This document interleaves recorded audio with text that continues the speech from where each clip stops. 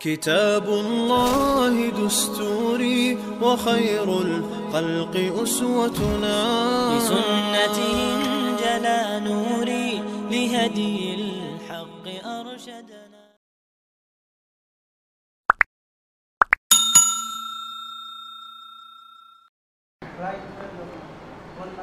আসসালামু আলাইকুম ওয়া রাহমাতুল্লাহি ওয়া বারাকাতুহু। আমি আপনাদের সম্মুখে আজকে যে বিষয় নিয়ে আলোচনা করার জন্য মূলত উপস্থিত হয়েছে, যে আলোচনাটুকু করলাম এটা এক্সট্রা কথা প্রসঙ্গে আলোচনা চলে এলো, যেহেতু আমার ভাইরা এই প্রসঙ্গে ফজিলত সম্পর্কে আলোচনা করছিলেন। আজকে আলোচনা করার জন্য এসেছে জাকাতুল ফিতর প্রসঙ্গে। সূরা আলাই আয়াত হচ্ছে কাদ আফলাহা মান তাযাক্কা। এখান থেকে কেউ কেউ নিয়েছেন কাদ আফলাহা মান তাযাক্কা, এর আবেদনের কথা হলো কাদ আফলাহা মান তাযাক্কা, সে সফল হয়েছে যে পরিশুদ্ধ হয়েছে। সূরাটা মক্কায় অবতীর্ণ হয়েছে। মান তাযাক্কা, তাযাক্কা আত্মশুদ্ধি করেছে, শিরক ও বেদাতের জঞ্জাল থেকে নিজেকে মুক্ত করেছে, পবিত্র করেছে, সে সফল হয়েছে। অবশ্য কেউ কেউ এর ব্যাখ্যা করেছেন কাদ আফলাহা মান তাযাক্কা,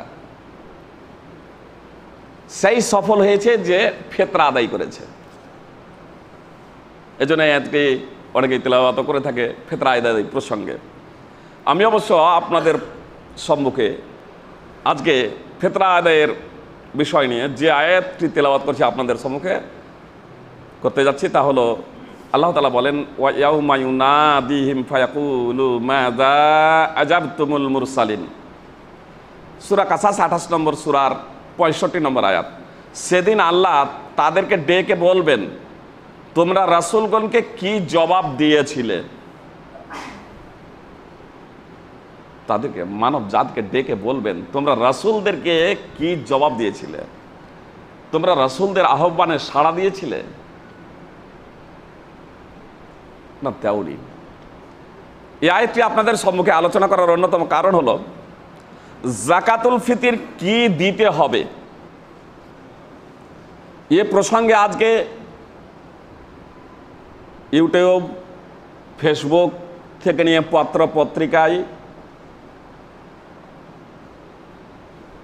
নানা পণ্ডিতের নানা মত, নানা পণ্ডিতের নানা মত। প্রথমে আপনাদের বলি, ইবনে আব্বাস রাদিয়াল্লাহু তাআলা আনহু বলেন রাসূলুল্লাহ সাল্লাল্লাহু আলাইহি সাল্লাম বলেছেন, আদ্দু সাআম মিন তুআমিন ইয়ানি ফিল ফিতর। ইমাম বাইহাকী সুনানুল কুবরা হাদিস নম্বর 7705। আল্লামা নাসিরউদ্দিন আলবানী রাহিমাহুল্লাহ সিলসিলাতুল হাদিস সহিহা হাদিস নম্বর 242 সে এই সহিহুল জামিয়া হাদিস নম্বর 242 হাদিসটিকে সহিহ বলে আখ্যায়িত করেছেন। সিলসিলাতুল হাদিস সহিহ বলে আখ্যায়িত করেছেন। আদ্দু সাআম মিন তুআম ইয়ানি ফিল ফিতর। জাকাতুল ফিতরে একসা খাদ্যশস্য তোমরা আদায় করো। রাসূলুল্লাহ সাল্লাল্লাহু আলাইহি সাল্লাম বলছেন, জাকাতুল ফিতরে, যাকে আমরা ফিতরা বলছি, ফিতরাই তোমরা একসা খাদ্যশস্য আদায় করো। সহিহ জামিয়া হাদিস নম্বর 242, একসা খাদ্যশস্য আদায় করো। আল্লাহ রাসূল সাল্লাল্লাহু আলাইহি সাল্লাম খাদ্যশস্য দিতে বললেন। আশ্চর্য লাগে, আজকাল কোনো আলেম পর্যন্ত বলেন আল্লাহ রাসূল সাল্লাল্লাহু আলাইহি সাল্লাম কি দিয়েছেন নিজে তা জানা যায় না।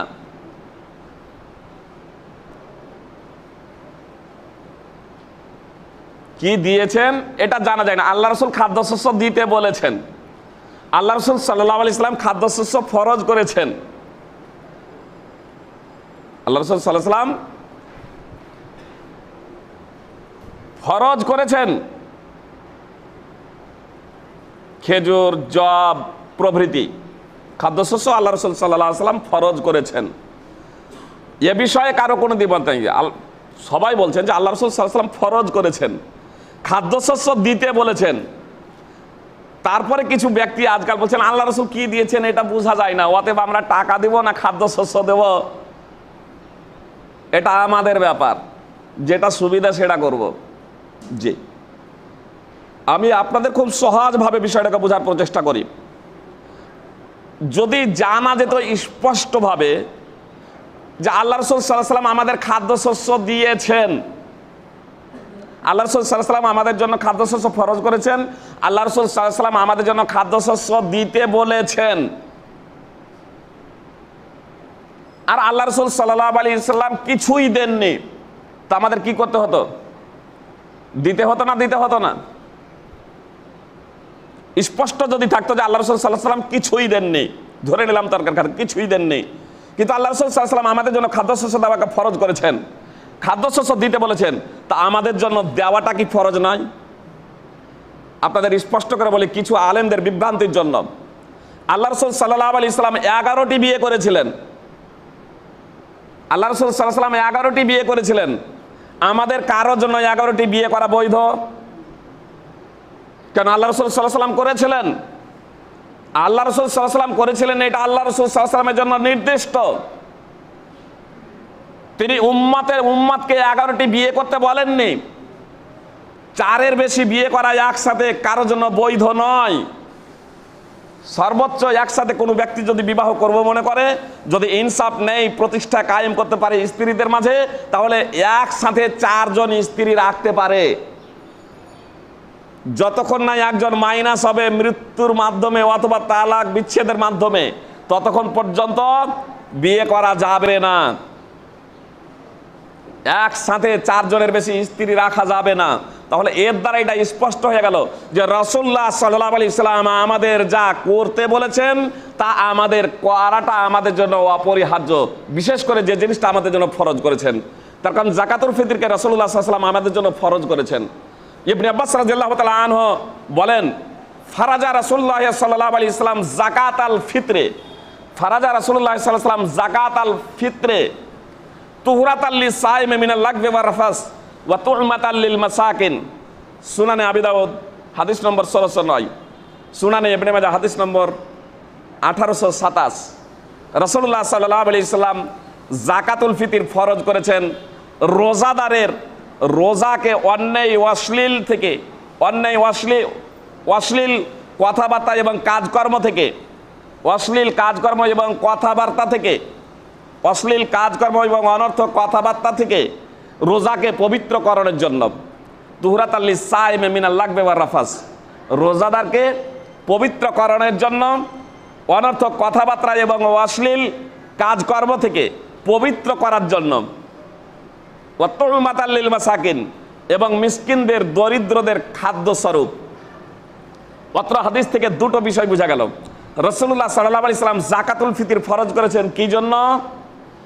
এক হলো রোজাদারের পবিত্রকরণ, চলতে ফিরতে উঠতে বসতে অনর্থক কথাবার্তা হয়ে যায়, মুখ দিয়ে কোনো খারাপ ভাষা বের হয়ে যায়, অনিচ্ছা সত্ত্বেও কোনো কাজ হয়ে যায়, তো এই সব থেকে পবিত্রকরণের লক্ষ্য উদ্দেশ্যে আল্লাহ তাআলা রোজাকে, যাকাতুল ফিতরকে ফরজ করেছেন।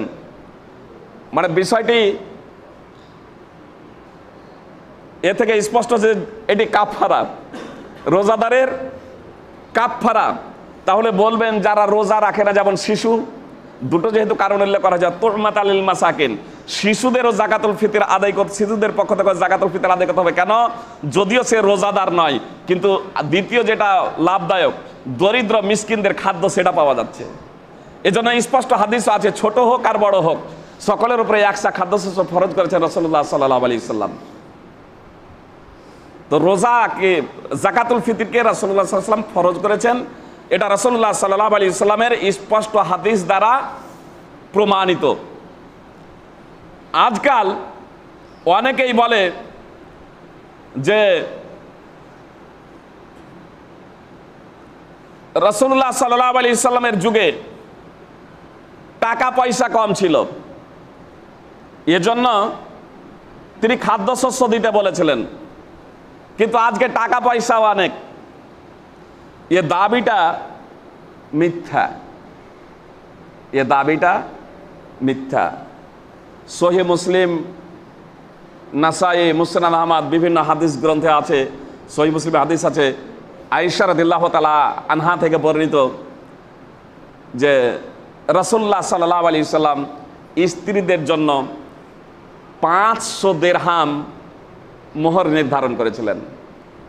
200 দিরহামে যাকাত ফরজ, 200 দিরহামে যাকাত ফরজ, আর 500 দিরহাম মোহর নির্ধারণ করেছিলেন রাসূলুল্লাহ সাল্লাল্লাহু আলাইহি ওয়াসাল্লাম স্ত্রীদের জন্য। উম্মে হাবিবা নাজ্জাশী রাসূলুল্লাহ সাল্লাল্লাহু আলাইহি ওয়াসাল্লামের সাথে তার বিয়ে দিয়েছিলেন আর নিজের পক্ষ থেকেই মোহর আদায় করেছিলেন। রাসূলুল্লাহ সাল্লাল্লাহু আলাইহি ওয়াসাল্লামের পক্ষ থেকে নাজ্জাশী বাদশাহ নিজে মোহর আদায় করে দিয়েছিলেন। তার মোহর নির্ধারণ করেছিলেন, আদায় করেছিলেন 4000 দিরহাম। তো রাসূলুল্লাহ সাল্লাল্লাহু আলাইহি ওয়াসাল্লামের যুগে যে স্বর্ণ মুদ্রা ছিল না তা নয়, ব্যাপক পরিমাণে প্রচলন ছিল স্বর্ণ মুদ্রার, ব্যাপক পরিমাণে। আর রাহিকুল মাকতুম উঠাবেন, রাসূলুল্লাহ সাল্লাল্লাহু আলাইহি ওয়াসাল্লাম বদরে যে সমস্ত মুশরিকদেরকে বন্দী করেছিলেন তাদের মুক্তিপণ নির্ধারণ করেছিলেন 1000 থেকে 4000 পর্যন্ত। বললাম যে 1000 থেকে 4000 দিরহাম পর্যন্ত। 200 দিরহামে যাকাত ফরজ, আর 4000 দিরহাম পর্যন্ত মুক্তিপণ নির্ধারণ করেছিলেন। জি, আব্দুর রহমান বিন আওফ রাদিয়াল্লাহু তাআলা আনহু মৃত্যুবরণ করেছিলেন 32 হিজরিতে। কথাটা খুব ভালোভাবে শুনেন। আব্দুর রহমান বিন আওফ রাদিয়াল্লাহু তাআলা আনহু মৃত্যুবরণ করেছিলেন 32 হিজরিতে। রাসূলুল্লাহ সাল্লাল্লাহু আলাইহি ওয়াসাল্লাম মৃত্যুবরণ করেছিলেন 11 হিজরিতে। আব্দুর রহমান বিন আওফ মৃত্যুবরণ করেছেন 32 হিজরিতে। তার জানাজার নামাজ পড়েছিলেন উসমান বিন আফফান রাদিয়াল্লাহু তাআলা আনহু, তৃতীয় খলিফা। তার মৃত্যুর পরে তার প্রত্যেকটা স্ত্রী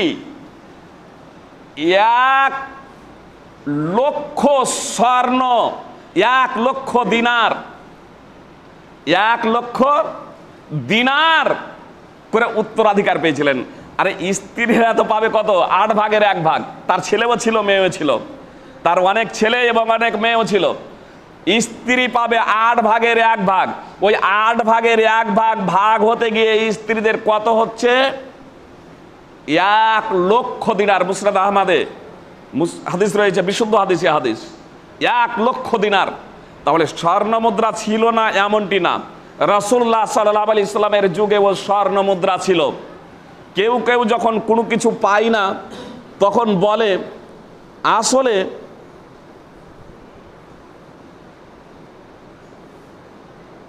যাকাতুল ফিতরে টাকা পয়সা দেওয়া যায়।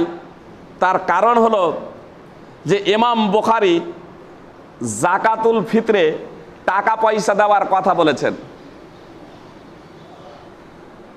আপনারা যারা সাধারণ মানুষ, একরা দাওয়া সেন্টার আছে, বুখারী বাংলায় হয়ে গেছে। যদি মনে করেন একরা দাওয়া সেন্টার যাব না, তাহলে আপনার ধুলিয়ানে অনেকগুলো লাইব্রেরি আছে, যে ডাক বাংলাতেই লাইব্রেরি, বুখারী যে কোনো অনুবাদকের অনুবাদ, যাকাতুল ফিতর, আবু যাকাতুল ফিতর ইমাম বুখারী অধ্যায় রচনা করেছেন। 10টি সেখানে হাদিস নিয়ে এসেছেন, 1503 থেকে নিয়ে 1512 নম্বর হাদিস। আপনারা সেখানে দেখবেন যে কোথাও কি ইমাম বুখারী যাকাতুল ফিতরে টাকা পয়সা দেওয়া যাবে এ কথা বলেছেন? কোথাও বলেননি। অথচ ইমাম বুখারীর নাম দিয়ে, মানে সংখ্যা ভারী করতে হবে, যে সংখ্যা ভারী করতে হবে, ইমাম বুখারীর নাম দিয়ে এসব চালানো হচ্ছে। হ্যাঁ, ইমাম বুখারী রাহিমাহুল্লাহ যাকাতের ক্ষেত্রে মুয়াজের আসার নিয়ে এসেছেন, যদিও আসারের দিকে তিনি দুর্বলতার ইঙ্গিত করেছেন। কলা তাউস কলা মুয়াজ বলে, তাউস পর্যন্ত সনদ সহি। আপনারা যেহেতু সাধারণ এই বিষয়টা আপনারা বুঝবেন না, খুব সাধারণভাবে আপনাদের বিষয়টা বুঝিয়ে দিই যে যাকাতুল ফিতরে মানে সনদ যদিও জয়ীব, সনদ জয়ীব, ইমাম বুখারী এই আসারটাকে সনদবিহীনভাবে উল্লেখ করেছেন যে যাকাতে খাদ্যশস্যের পরিবর্তে সম্পদ টাকা পয়সা নেওয়া যায়। আর তারপরে একটি হাদিসও নিয়েছেন রাসূলুল্লাহ সাল্লাল্লাহু আলাইহি ওয়াসাল্লামের যাকাতের ক্ষেত্রে, হাদিস নম্বর 1448। আপনাদের বলে দিলাম, তার আগেই মুয়াজের আসারটা পেয়ে যাবেন। যাকাত আলাদা, ফিতরা আলাদা। জাকাত সম্পদের উপরে ফরজ, আর ফিতরা ব্যক্তির উপরে ফরজ। জাকাতের জন্য হাওলানে হাওল শর্ত, নেশাব শর্ত, অর্থাৎ নেশাব পরিমাণ আপনার কাছে অর্থ থাকবে আর তার উপরে একটা বৎসর অতিবাহিত হবে, তখন আপনার উপরে জাকাত ফরজ হবে। কিন্তু ফিতরার ক্ষেত্রে সেটা করা যাবে না। একটা হ্যান্ডবিল দেখছিলাম, তাতে লিখেছে ওবায়দুল্লাহ মোবারকপুরি, মেরাতের আবার রেফারেন্স দিয়েছে। ওবায়দুল্লাহ মোবারকপুরি মেরাতুল মাফাতি 3য় খণ্ড 100 পৃষ্ঠায় লিখেছেন যে জাকাতুল ফিতরের টাকা পয়সা দেওয়া যাবে। হয় তিনি বুঝেন না, আর না হয় তো কারচুপি করেছেন, জালিয়াতি করেছেন। তার কারণ ওবায়দুল্লাহ মোবারকপুরি মেরাতে একবারে স্পষ্টভাবে ওই জায়গাটাতে লিখেছেন ওর রাজ ইন্দি। তার আগে আলোচনা করছেন যে জাকাতুল ফিতরে টাকা পয়সা দেওয়ার ব্যাপারে মতানক্য আছে। তিনি বলছেন তিনজন ইমাম, ইমাম শাফি, ইমাম মালিক, ইমাম আহমদ ইবনে হাম্বল, 3 জন ইমাম বলছেন জাকাতুল ফিতরে টাকা পয়সা দেওয়া যাবে না। ইমাম আবু হানিফা বলছেন জাকাতুল ফিতরে টাকা পয়সা দেওয়া যাবে। তারপরে দীর্ঘ আলোচনা করে তিনি লিখছেন ওর রাজ ইন্দি, আমার নিকটে প্রাধান্যযোগ্য মত হলো এটাই, আন্নাহু লা ইয়াজুজুল কিমাত ফি সাদাকাতিল ফিতরে, সাদাকাতুল ফিতরে টাকা পয়সা দেওয়া জায়েজ নয়। ও যাকাত তিল আমওয়াল, এমনকি সম্পদের যাকাতেও টাকা পয়সা দেওয়া জায়েজ নয়। বালিয়াতে আইয়ানো সাম্মাহু নবী সাল্লাল্লাহু আলাইহি সাল্লাম, বরং তাই আদায় করতে হবে যা রাসূলুল্লাহ সাল্লাল্লাহু আলাইহি সাল্লাম নাম নিয়েছেন। তারপর বলছেন ইল্লা ইনদাল উযর, উজুর ছাড়া, শরীয়তি উজুর ছাড়া, শরীয়তি উজুর ছাড়া। ওবায়দুল্লাহ মোবারকপুরি যে কথাটা লিখলেন, তিনি লিখলেন যে সাধারণভাবে জাকাতুল ফিতরে টাকা পয়সা দেওয়া জায়েজ নয়, তবে যদি উজুর থাকে শরীয়তি। উজুর কাকে বলে? জামাতে নামাজ পড়াটা ওয়াজিব, তবে যদি উজুর থাকে আপনি বাড়িতে নামাজ পড়তে পারেন। উজুর বলতে কি? আপনি সুস্থ সবল, আপনি চলাফেরা করতে পারছেন, আপনি মাঠে ঘাটে সব জায়গাতে যাচ্ছেন, আর আপনি জামাত ছেড়ে দিয়ে বাড়িতে নামাজ পড়ছেন, এটা উজুর? এটা উজুর না। আপনার বৃষ্টি হয়ে গেছে, আপনি অসুস্থ আছেন, বৃষ্টি হয়ে গেছে, বৃষ্টি হচ্ছে ঝমঝম করে, আসতে পারছেন না মসজিদে, যে আপনার বিজলি বিদ্যুৎ চমকাচ্ছে, যে আপনি অসুস্থ আছেন, এটা হলো উজুর। তো উজুরের জায়গায়, যেখানে উজুর যদি থাকে, কারো যদি উজুর থাকে, বাড়িতে আছে, অসুস্থ আছে, ওর কাছে টাকা পয়সা আছে, খাদ্যশস্য নেই যে কিনে এনে দেবে, তাহলে ওবায়দুল্লাহ মোবারকপুরীর নিকটে ওই ব্যক্তি টাকা দিতে পারে, সাধারণভাবে না ফিতরাতে।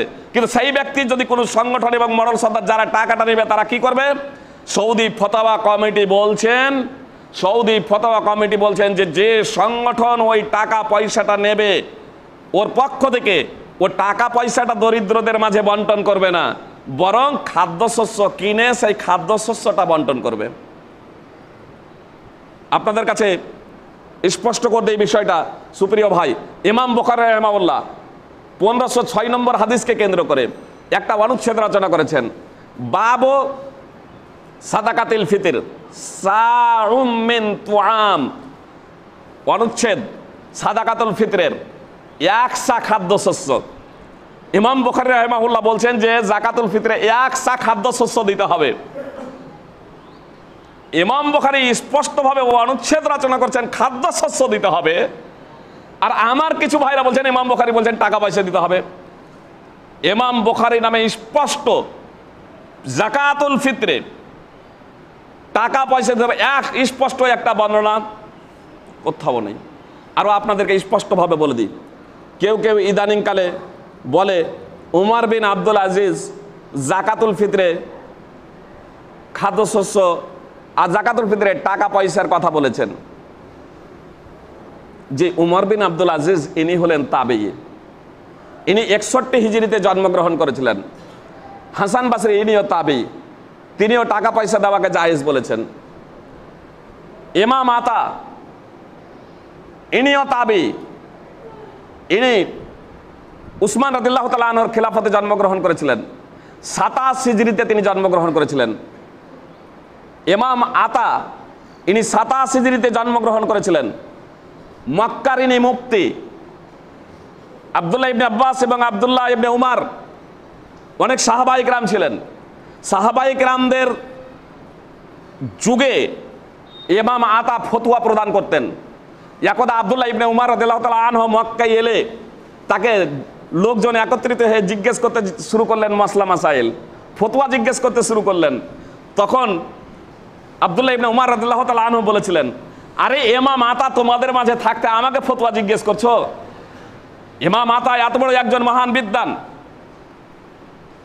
ইমাম আতাকে, আব্দুল্লাহ ইবনে উমার বলছেন যে ইমাম আতা তোমাদের মাঝে থাকতে আমার কাছে তোমরা ফতোয়া জিজ্ঞেস করছো? তো ইমাম আতা ওই মুসান্নাফ ইবনে আবি শাইবাতে ইমাম আবা থেকে উল্লেখ আছে যে তিনি খাদ্যশস্য, জাকাতুল ফিতরে খাদ্যশস্যের পরিবর্তে অর্থ দেওয়াকে নাজায়েজ বলেছেন। ইমাম ইবনে আবি শাইবা একই অধ্যায়ে তাবিদের কথাগুলোকে নকল করেছেন। ইমাম ইবনে আতার এ আসার হাদিস নম্বর 10,372 নম্বর হাদিস। অবশ্যই এর আগে আবু ইসহাকের একটি বর্ণনা আছে। আবু ইসহাক ইনি হচ্ছেন তাবি। তিনি বলছেন আমি তারাকে দেখেছি, আমি তারাকে পেয়েছি, আদরাকতুহুম, আমি তারাকে পেয়েছি জাকাতুল ফিতরে টাকা পয়সা দিতে। এখানে কেউ কেউ অনুবাদ করে দিয়েছে যে সাহাবীদেরকে দেখেছেন। আবু ইসহাক একবারও বললেন না যে আমি সাহাবীদের দেখেছি, তিনি বলছেন আমি তাদেরকে দেখেছি, আমি তারাকে দেখেছি। তারা বলতে কারা? বলছে আবু ইসহাক আলী রাদিয়াল্লাহু তাআলা আনহুকে দেখেছেন। মস্তিষ্কে একটা জিনিস আগে বসিয়ে নেওয়ার পরে কিভাবে এ করছে দেখুন।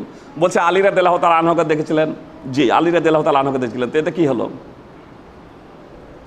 আবু ইসহাক 33 হিজরিতে জন্মগ্রহণ করেছেন।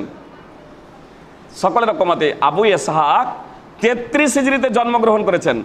আর আলী রাদিয়াল্লাহু তাআলা আনহুর ইন্তেকাল হয়েছে কত? 40 হিজরিতে। আবু ইসহাক জন্মগ্রহণ করছেন 33 হিজরিতে, আর আলী রাদিয়াল্লাহু তাআলা আনহু ইন্তেকাল করছেন 40 হিজরিতে। জি, আবু ইসহাক তাকে দেখেছেন, খুতবা দিতে দেখেছিলেন।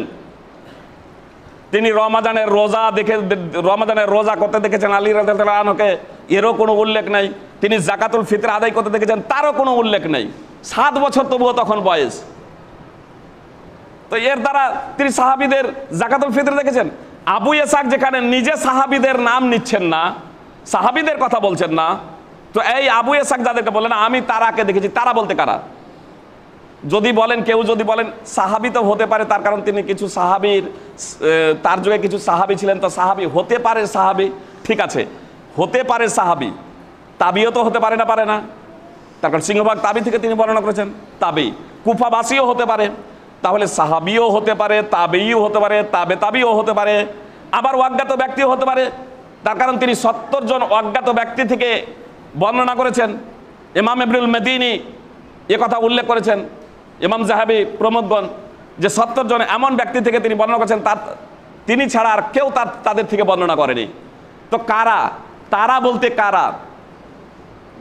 আপনার কথা অনুযায়ী সাহাবীও হতে পারে, তাবেই হতে পারে, অজ্ঞাত ব্যক্তিও হতে পারে, কুফাবাসীও হতে পারে, কুফাবাসীও হতে পারে। যখন অবস্থা, আর সমস্ত বিদ্বানের ঐক্যমতে মূল নীতি হলো ইজা জাল ইহতিমাল বাতালাল ইস্তিদলাল। যখন হতে পারে, যখন সম্ভাবনা আসবে, যখন কয়েকটি সম্ভাবনা থাকবে, তখন তার দ্বারা দলিল গ্রহণ করা যাবে না। তাহলে তাবেঈদের মধ্যে মতানৈক্য ছিল। এবার আসুন আমি আপনাদেরকে বলতে চাই, এ মতানৈক্য শুধু তাবেঈদের মাঝে না, এ মতানৈক্য সাহাবীদের মাঝেও ছিল। টাকা পয়সা দিয়েছেন, টাকা পয়সা দেওয়াকে কেন্দ্র করে না, মানে মূল্য নির্ধারণকে কেন্দ্র করে। সুতরাং আবু সাঈদ খুদরি রাদিয়াল্লাহু তাআলা আনহু বলছেন, কুন্না নুখরিদু ঈদ কানা ফিনা রাসূলুল্লাহ সাল্লাল্লাহু আলাইহি ওয়াসাল্লাম যাকাতাল ফিতর আন কুল্লি সাগীর ওয়া কাবীর হুররিন আও মামলুকিন সাআম মিন তুআম আও সাআম মিন আকিতিন আও সাআম মিন শাঈর আও সাআম মিন তামরিন আও সাআম মিন জাবিব ফালাম নাজাল নুখরিজুহু হাত্তা কাদিমা আলাইনা মুআবিয়া ইবনে আবি সুফিয়ান হাজ্জান আও মুতামিরা ফাকাল্লামা আন-নাস আলাল মিম্বার ফাকানা ফীমা কাল্লামা বিহিন নাস আন ক্বালা ইন্নী আরা আন মুদাইনা মিন সামরাই শাম তা'দিলু সা'আম মিন তামর ফাআখাযান নাসু বিযালিক ওয়ালা আবু সাঈদ ফাআম্মা আনা ফালা আযালু উখরিজুহু কামা কুনতু উখরিজুহু আবাদান মা ইশতু। সহিহ মুসলিমের হাদিস। হাদিসটি সংক্ষিপ্ত আকারে বুখারীতেও রয়েছে, অন্যান্য হাদিস গ্রন্থেও রয়েছে। আবু সাঈদ খুদরি রাদিয়াল্লাহু তাআলা আনহু বলছেন, যখন রাসূলুল্লাহ সাল্লাল্লাহু আলাইহি ওয়াসাল্লাম আমাদের মাঝে ছিলেন তখন আমরা যাকাতুল ফিতর বের করতাম, যাকাতুল ফিতর আদায় করতাম। প্রত্যেক ছোট বড়, প্রত্যেক স্বাধীন গোলামের পক্ষ থেকে এক সা খাদ্যশস্য সাম মিন তাম, কিংবা এক সা পনির সাম মিন আকিদ, আও সাম মিন শাইর, কিংবা এক সা জব, আও সাম মিন তামর, কিংবা এক সা খেজুর, আও সাম মিন জাবিব, কিংবা এক সা জব।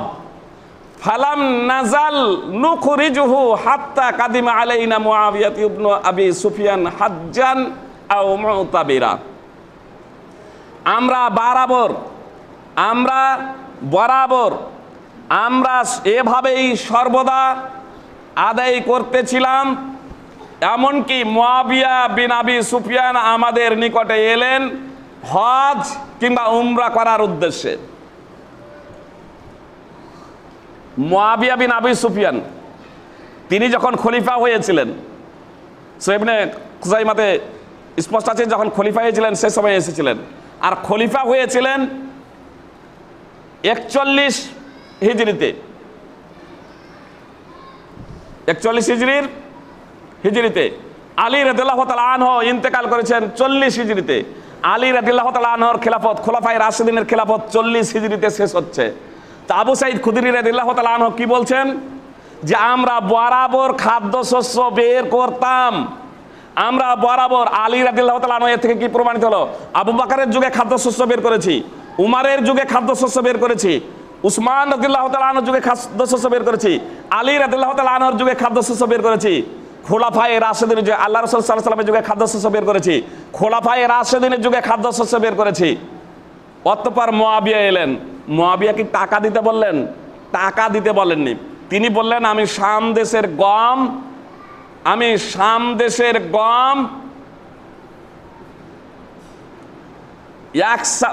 শাম দেশের অর্ধসা গম একসা খেজুরের সমপরিমাণ মনে করি। শাম দেশের গমে যে মূল্য, সেই গম খেজুরে একসা খেজুরের সমপরিমাণ মনে করি, অর্থাৎ গম অর্ধসা। এই তিনি টাকা পয়সা দিতে বললেন না, তিনি অর্ধসা গম দিতে বললেন। আবু সাঈদ খুদরি রাদিয়াল্লাহু তাআলা বলছেন, যেহেতু টাইমের স্বল্পতার জন্য খুব সংক্ষেপে বিষয়টা সারি। আবু সাঈদ খুদরি রাদিয়াল্লাহু তাআলা আনহু বললেন, আমি কিন্তু এই এক সাই দিব। একজন ব্যক্তি সহিহ ইবনে খুজাইমাতে রয়েছে, মুসনাদে রাখেন দারাকুতিতে রয়েছে, একজন ব্যক্তি আবু সাঈদ খুদরি রাদিয়াল্লাহু তাআলা আনহুকে বলছে যে আপনি কি এটা দেবেন না, আপনি কি এই অর্ধসা গমটা দেবেন না? তখন আবু সাঈদ খুদরি রাদিয়াল্লাহু তাআলা আনহু বলছেন, ফাতিলকা কিমাত মুআবিয়া, এটা হচ্ছে মুআবিয়ার কিমাত মূল্য, লা আকবালুহা ওয়ালা আমালু বিহা, আমি সেটা গ্রহণও করব না আর আমি তার প্রতি আমলও করব না। এই যে আবু সাঈদ খুদরি রাদিয়াল্লাহু তাআলা আনহু, সহিহ মুসলিমে হাদিস পেয়ে যাবেন। অবশ্য কিমাতের কথাটা আপনাদের বললাম, দারাকুতি এবং মুসনাদে রাখা খুজাইমাতে বিভিন্ন হাদিসে রয়েছে। আর এটা যে হাদিসটি আপনাদের সম্মুখে পেশ করলাম, সহিহ মুসলিম হাদিস নম্বর 985 এবং সুনানে ইবনে মাজাহ হাদিস নম্বর 1829। আমি খুব সাধারণভাবে আপনাদের বলি, ওলামায়ে কেরাম টাকা পয়সা দেওয়ার ব্যাপারে মতানক্য করেছেন। 4 জন ইমামের অনুসরণ করা হয়ে থাকে, তার মধ্যে 3 জন ইমামই বলেছেন, ইমাম শাফি, ইমাম মালিক, ইমাম আহমদ ইবনে হাম্বল। আহমদ ইবনে হাম্বল যতগুলো আলেম পৃথিবীতে এসেছে তাদের মধ্যে সবথেকে হলেন মহাপণ্ডিত, বড় আলেম, 10 লক্ষ হাদিসের হাফেজ। সেই ইমাম আহমদ ইবনে হাম্বল সহ 3 জন ইমাম বলছেন খাদ্যশস্যের পরিবর্তে অর্থ দেওয়া জায়েজ নয়। ইমাম আবু হানিফা বলেছেন খাদ্যশস্যের পরিবর্তে অর্থ দেওয়া জায়েজ। তাবিদের মধ্যে জায়েজ না জায়েজ দুই দিকেই আছে, বুঝতে পেরেছেন? এমনকি সাহাবাদের মধ্যে মতানক্য আপনাদের সম্মুখে পেশ করলাম, মুআবিয়া এবং আবু সাঈদ খুদরি রাদিয়াল্লাহু তাআলা আনহুর। আপনারা মতানক্য দেখলেন, এই মতানক্যর প্রেক্ষাপটে আমাদের করণীয় কি আপনাদের স্পষ্ট বলে দিই, যে আমার মতো সাধারণ এরকম কোনো ব্যক্তি না, বর্তমান কয়েক শতাব্দীর শ্রেষ্ঠতম মুহাদ্দিস আল্লামা নাসিরউদ্দিন আলবানী রাহিমাহুল্লাহ, নাসিরউদ্দিন আলবানী যাকে সারা পৃথিবীর আলেম যাকে এক বাক্যে চেনে, এই নাসিরউদ্দিন আলবানী রাহিমাহুল্লাহ তিনিও বলেছেন খাদ্যশস্যের পরিবর্তে টাকা পয়সা দেওয়া না জায়েজ। সৌদি আরবের সবথেকে বড় মুফতি শেখ ইবনে বাজ রাহিমাহুল্লাহ, সৌদি আরবের আরেকজন বিখ্যাত মুফতি শেখ ওসাইমিন রাহিমাহুল্লাহ, তারা মারা গেছেন। জি, বেশি দিন হয়নি তাদের মারা যাওয়া। তারা উভয়েই বলেছেন খাদ্যশস্যের পরিবর্তে জাকাতুল ফিতরে টাকা পয়সা দেওয়া না জায়েজ। সৌদি আরবের ফতোয়া কমিটির মুফতিগণ সৌদি আরবের তারাও বলেছেন জাকাতুল ফিতরে খাদ্যশস্যের পরিবর্তে অর্থ দেওয়া না জায়েজ। বর্তমানে সৌদি আরবের সবথেকে বড় দুজন মুফতি হলেন শেখ সালেহ বিন ফৌজান হাফিজাহুল্লাহ, তিনি আল মুলাক্কাসুল ফিকহিতে স্পষ্টভাবে বলেছেন জাকাতুল ফিতরে টাকা পয়সা দেওয়া না জায়েজ। তার কারণ এটা রাসূলুল্লাহ সাল্লাল্লাহু আলাইহি ওয়াসাল্লাম থেকেও প্রমাণিত নয়, কোনো সাহাবী থেকেও প্রমাণিত নয়। এর ফতোয়া তো তার কথা উল্লেখ করেছেন। এবং দ্বিতীয় মুফতি হচ্ছেন মোহাম্মদ বিন সালেহ আল মুনাজ্জিদ হাফিজাহুল্লাহ, তিনিও বলেছেন খাদ্যশস্যের পরিবর্তে টাকা পয়সা দেওয়া জায়েজ নয়। কেউ বলছে উমুক মাদ্রাসার আলেম বলেছে জায়েজ। যে উমুক মাদ্রাসার আলেম যদি জায়েজ বলেছেন, সৌদি আরবের মদিনা ইউনিভার্সিটির যিনি বর্তমানে মদিনা ইউনিভার্সিটিতে যিনি দার্স দেন, মসজিদে নববীতে যিনি দার্স দেন, যারা স্কলার করেছেন, মদিনা ইউনিভার্সিটি থেকে যারা ডক্টরেট অবলম্বন করেছেন, তারাও যার দার্সে বসেন সেই আব্দুল মুহসিন আব্বাদ, তিনি সুনানের ভাষ্য লিখেছেন। সুনানের ভাষ্যে তিনি লিখছেন জাকাতুল ফিতরে খাদ্য শস্যই দিতে হবে, খাদ্যশস্যের পরিবর্তে অর্থ দেওয়া না জায়েজ। ফল কথা আপনাদের বলি যে আল্লাহ রাসূল সাল্লাল্লাহু আলাইহি সাল্লামের যুগে টাকা পয়সা ছিল, খাদ্যশস্য ছিল। রাসূলুল্লাহ সাল্লাল্লাহু আলাইহি সাল্লাম খাদ্যশস্য দিতে বলেছেন। রাসূলুল্লাহ সাল্লাল্লাহু আলাইহি সাল্লামের যুগে যদি টাকা পয়সা না থাকতো তাহলে কোনো প্রকারের একটু অবকাশ ছিল, যে টাকা পয়সা ছিল না এই জন্য আল্লাহ রাসূল হয়তো বলেনি, তাহলে ইজতিহাদের প্রশ্ন ছিল। কিন্তু টাকা পয়সা থাকা সত্ত্বেও রাসূলুল্লাহ সাল্লাল্লাহু আলাইহি ওয়াসাল্লাম তা দিতে বলেননি, কোনো সাহাবী দিয়েছেন তার কোনো প্রমাণ স্পষ্ট নেই। অতএব আমাদেরকে তা থেকে বিরত থাকাটাই হচ্ছে বাঞ্ছনীয়। তার কারণ আল্লাহ তাআলা পবিত্র কোরআনে বলেন ফাইন তানাজাতুম ফি শাইইন ফারুদ্দুহু ইলাল্লাহি ওয়া রাসূল ইন কুনতুম তুমিনুনা বিল্লাহি ওয়াল ইয়াউমিল আখির। যখন তোমাদের আপসে কোনো বিষয়ে মতবিরোধ হয়ে যাবে, জি তোমাদের যদি আপসে মতবিরোধ হয়ে যায়, আজকে উলামায়ে কেরাম বলছেন, কেউ বলছেন জায়েজ, কেউ বলছেন না জায়েজ। উলামায়ে কেরামের কথাকে ছাড়ুন, জি তাবিরা কেউ বলছেন জায়েজ, কেউ বলছেন না জায়েজ। উলামায়ে কেরামের মতানৈক্য এবং মতভেদকে দূরে সরিয়ে রেখে দিন, ফিরে যান আল্লাহ এবং তার রাসূল সাল্লাল্লাহু আলাইহি সাল্লামের দিকে। রাসূলুল্লাহ সাল্লাল্লাহু আলাইহি ওয়াসাল্লাম খাদ্যশস্য দিতে বলেছেন, জায়েজ না জায়েজ প্রশ্ন ছেড়ে দিন। আল্লাহ রাসূল খাদ্যশস্য দিতে বলেছেন, খাদ্যশস্য আদায় করুন, ভেজাল মুক্তভাবে ইবাদত করুন, যাতে আপনার ইবাদত কবুল হয়। সুপ্রিয় ভাই এবং বোন, জাকাতুল ফিতর ঈদের 2-3 দিন আগে জমা করা যায়, 2-3 দিন আগে জমা করা যায়। চাঁদ দেখা থেকে নিয়ে ঈদের নামাজ পড়তে যাওয়ার আগেই তা বন্টন করতে হবে, এটা হলো আমাদের গুরু দায়িত্ব। আল্লাহ তাআলা আমাদেরকে সঠিকভাবে জাকাতুল ফিতর আদায় করা তৌফিক দান করেন। ইরবাদ বিন সারিয়া রাদিয়াল্লাহু তাআলা আনহু সূত্রে হাদিস বর্ণিত আছে, সুনানে ইবনে মাজাহ হাদিস নম্বর 43।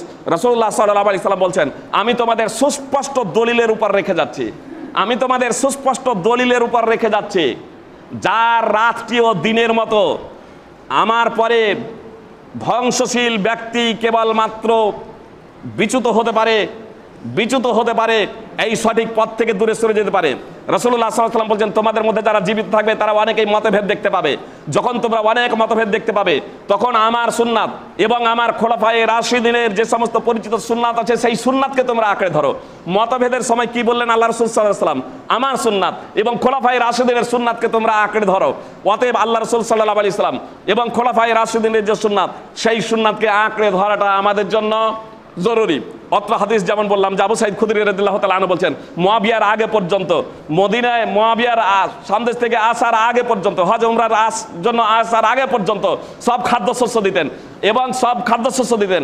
সুপ্রিয় ভাই এবং বোন, সেই খাদ্যশস্য দিবেন। আপনাদের শুধু একটা কথা বক্তব্য দিতে, টাইম যেহেতু খুব বেশি এরকম নেই, একটা কথা খুব মনোযোগ দিয়ে শুনবেন।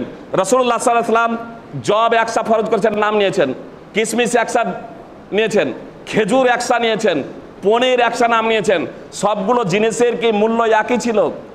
আরে সব জিনিসের মূল্য তো একই কথা। আমি হাদিসের রেফারেন্স আপনাদের দিচ্ছি, শুধু এখন আপনাদের একটু দৃষ্টান্ত দিই যে আমরা যে চাল খাচ্ছি, চালের কি সব চালের মূল্য এক? 30 টাকা মূল্যেরও চাল আছে, আর 100 টাকা মূল্যেরও চাল আছে না নেই?